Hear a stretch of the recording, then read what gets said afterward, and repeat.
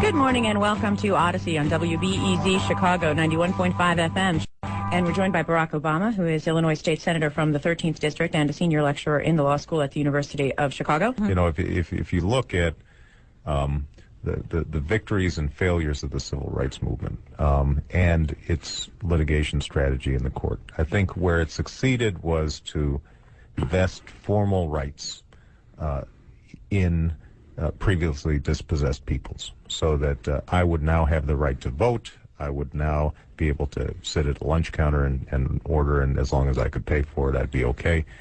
But the Supreme Court never ventured into the issues of redistribution of wealth and sort of more basic issues of political and economic justice in the society. And to that extent, as radical as I think people tried to characterize the Warren Court, it wasn't that radical. It didn't break free from the essential constraints that were placed by the Founding Fathers in the Constitution, at least as it's been interpreted, and Warren Court interpreted it in the same way, that generally the Constitution is a charter of negative liberties, says what the states can't do to you, says what the federal government can't do to you, but it doesn't say what the federal government or the state government must do on your behalf.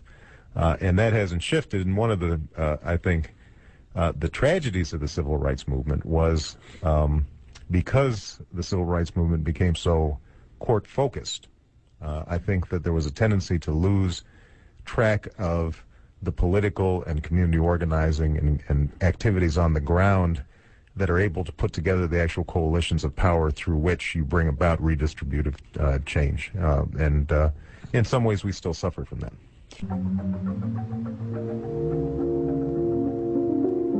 Let's talk with Karen. Good morning, Karen. You're on Chicago Public Radio. Hi. The gentleman made the point that the Warren Court wasn't terribly radical.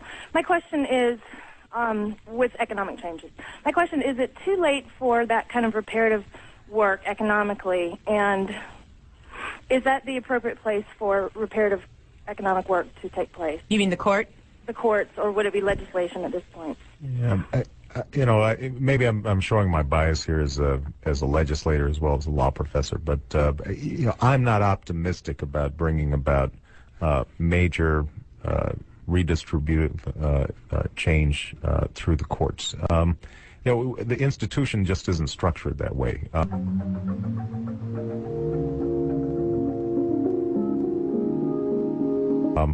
You just look at very rare examples where during the desegregation era, the court was willing to, for example, order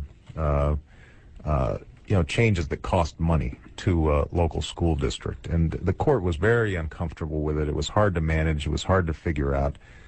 You start getting into all sorts of separation of powers issues, in terms of the court monitoring or engaging in a process that essentially is administrative and takes a lot of time.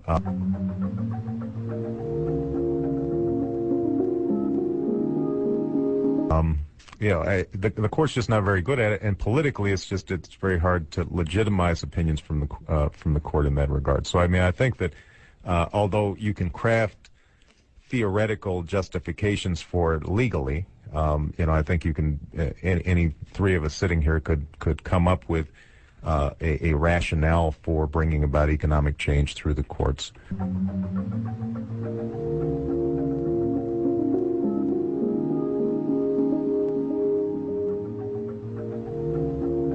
Plan's going to tax me more, isn't it? It's not that I want to punish your success. I just want to make sure that everybody who is behind you, that they've got a chance at success too. I think when you spread the wealth around, it's good for everybody.